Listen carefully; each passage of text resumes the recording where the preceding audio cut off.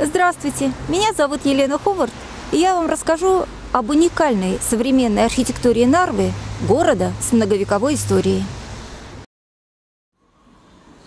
Новый храм святых равноапостольных Кирилла и Мефодия.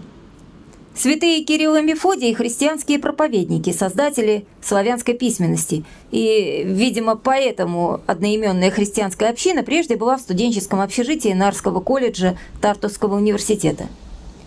Новый храм выстроен в модернистском ключе и восходит к традициям древнерусского зодчества. Архитектор Николай Волков создал художественно-целостный ансамбль просторной площади с двумя водяными каналами, отдельно стоящей звонницы и самой церкви.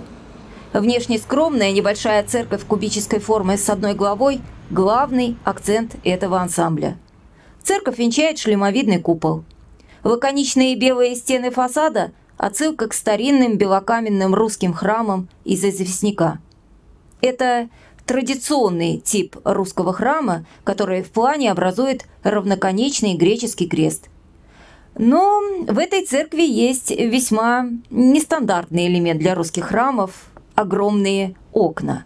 Но именно благодаря такой большой площади окна архитектор добился открытости всего подкупольного пространства и обилия света, наглядно иллюстрирующего сказанное «Я есть свет всего сущего».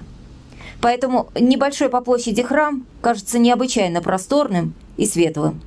Алтарная часть отделена невысоким иконостасом.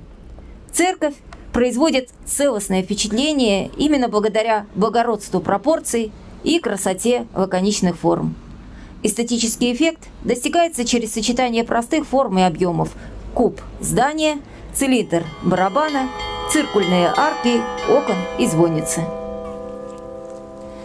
Нарва – это не только легенда о былом великолепии города, это и современная уникальная архитектура. Об исторических и современных архитектурных сооружениях вы можете узнать в новой книге «Нарва. От дачи до дворца» или на выставке с таким же названием в художественной галерее.